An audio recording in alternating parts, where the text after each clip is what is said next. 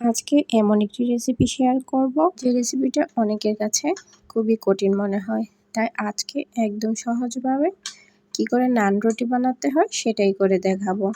ইস্টের গন্ধ ছাড়া কি করে নান রুটি বানানো যায় সেই টিপস থাকছে আজকের রেসিপিতে। ভিডিওটি দেখতে অবশ্যই শেষ পর্যন্ত থাকবেন। আমি এখানে 2 কাপ পরিমাণ আটা নিয়েছি। এখন দিয়ে দিব সামান্য পরিমাণ লবণ। আটার পরিবর্তে ময়দাটাও ব্যবহার করতে পারেন। এখন দিয়ে দিব 1 চামচ পরিমাণ ইস্ট আর 1 টেবিল চামচ পরিমাণ রান্নার তেল। দিয়ে দিব হাফ টেবিল চামচ ঘি।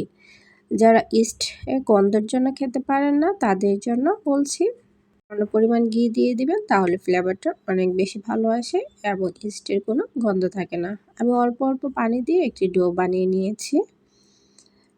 নর্মাল টেম্পারেচারে পানিটা আমি ব্যবহার করেছি, কোনো গরম পানি দেইনি। তো ভালো করে মাখিয়ে নিব। মাখিয়ে একটি ঢাকনা দিয়ে দিব। 1 ঘন্টার জন্য আমি রেস্টে রেখে দিব। 1 ঘন্টা পর ফিরে আসছি। দেখুন অনেক বেশি ফুলে গিয়েছে। 2 কাপ আটার জন্য কিন্তু 1 টেবিল চামচ ইস্ট দিবেন, নয়তো কিন্তু খেতে ভালো লাগবে না এবং ফুলবেও না। তো আমি আরও কিছুক্ষণ মাখিয়ে নিচ্ছি, তাহলে বাষ্পটা চলে যাবে। আরও প্রায় 1 মিনিট পর্যন্ত মাখিয়ে নেব এবং ছোটো ছোটো লেচি কেটে নেব। আমার 2 কাপের জন্য 5টা রুটি হয়েছে।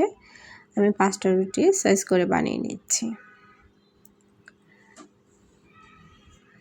এখনও যারা আমার চ্যানেলটি সাবস্ক্রাইব করেননি প্লিজ সাবস্ক্রাইব করে নিন এবং নতুন ভিডিও পেতে অবশ্যই লাইক, কমেন্ট এবং শেয়ার করতে ভুলবেন না।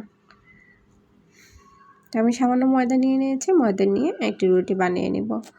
আমি রুটিটা একদম পাতলাও করব না, আবার একদম মোটাও করব না, মিডিয়াম করে রেখে দেব। তার আগে যেহেতু রুটিটা বানিয়েছি, তাড়াতাড়ি করতে যেয়ে রুটির সাইজগুলো সুন্দর হয় নাই। তো দেখেন এতটুকু মোটা হয়েছে। একটি তাওয়া গরম করে নিয়েছি, তাওয়াতে আমি দিয়ে দিব। এক পিঠ সামান্য হয়ে গেলে অন্য পিঠ উল্টিয়ে নিব। সামান্য একটু স্পেস করে নেব চামচ দিয়ে, তাহলে কিন্তু দেখবেন যে সাথে সাথেই ফুলে গিয়েছে। দেখেন আমার রুটিটা 1 মিনিট ভাজার আগেই কিন্তু ফুলে গিয়েছে। এভাবে করে আমি রুটিগুলো ভেজে নেব। তো আমি একটি রুটি ছিঁড়ে দেখাচ্ছি, ভিতরে অনেক বেশি ফুলকো এবং ক্রিস্পি হয়েছে। আপনি একবার হলেও এই রেসিপিটা এভাবে বানানো ট্রাই করবেন। আশা করি সবার কাছে ভালো লাগবে। তো রেসিপিটি কেমন হয়েছে অবশ্যই কমেন্ট করে জানাবেন এবং পাশে থাকা বেল বাটনে অবশ্যই ক্লিক করে রাখবেন। এতক্ষণ সাথে থাকার জন্য সবাইকে অসংখ্য ধন্যবাদ। আল্লাহ হাফেজ।